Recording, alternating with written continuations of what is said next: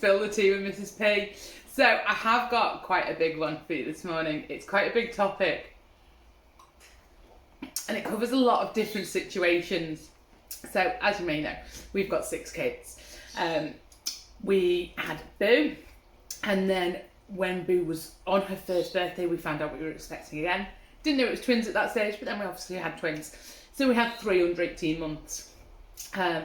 And then we went on to have 7. Now, when we had 7, the amount of comments we've got of, but that's enough now. But you're done now. Why? I wanted a big family. I knew I wanted a big family. From the minute Boo was born, I was like, I want hundreds. And that's my decision. It had nothing else to do with anyone else. And it really, really hurt me when people kept saying, but you're done now, yeah? That's enough. Because I wasn't done and that wasn't enough. And that really, really affected me. So when we had a miscarriage, which I didn't really feel like I could tell anyone about, because I felt like people didn't think I deserved that baby because I already had 4. I couldn't grieve for that baby because I already had 4 babies. So why did I have a right to be sad about losing one? And then we got pregnant with Ace, and I just really didn't feel like I could be excited around people because I felt that people thought, oh, you've got hundreds, why are you having more? I mean, by the time we had Busy, I didn't care what people thought. I wanted another one, I was having another one.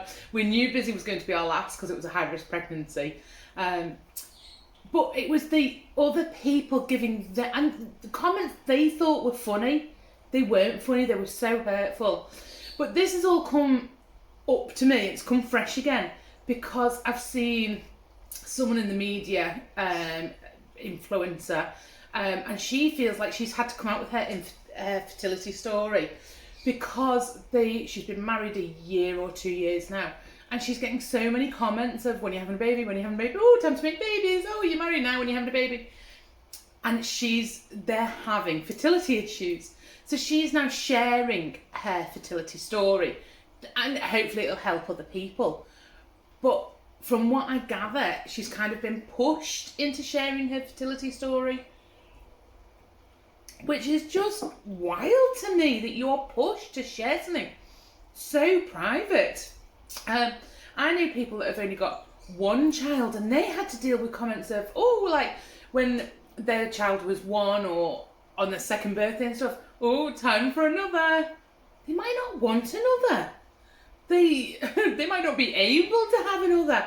I don't understand why people think it's okay to comment on people's family life, like their fertility or their desire to have children or their lack of desire to have children.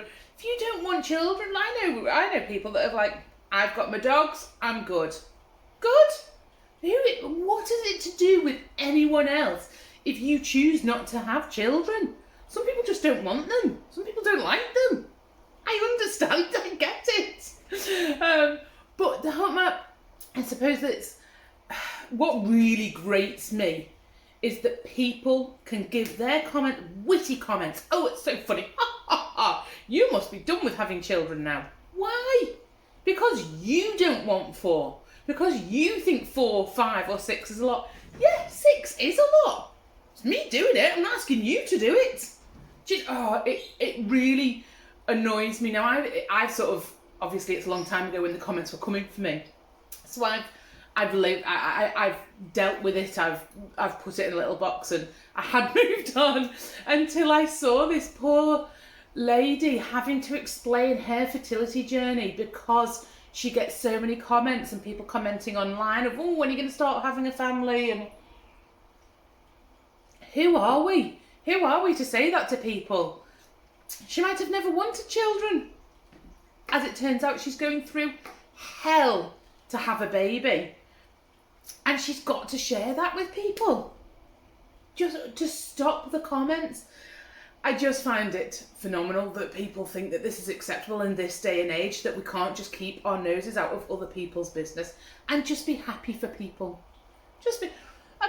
It goes straight through to people who decide not to get married. I know people that have been living together for years, dead happy, and people are like, oh, is he not putting a ring on it? Maybe she doesn't want to ring on it. Maybe she wants to do her own thing and not have to go, oh, I'll have to bring the husband. People make these choices every day, and it seems like it's acceptable for people to comment on them. It's not okay to comment on them. If it's not your business, don't put your nose in. Yeah? It's as simple as that. If it's not your business, let's not interfere. Let's just everyone crack on with their lives. It's no wonder that mental health is so high when people feel that they have a right to comment on people's choices. If it's not your choice, if it doesn't affect you, no comment. No comment. And if you've not got anything nice to say, let's not say anything at all, okay? Because that just makes life so much nicer. All right, guys, there we go. A little spill the tea with Mrs. P. And let's just all be kind, shall we? Take care.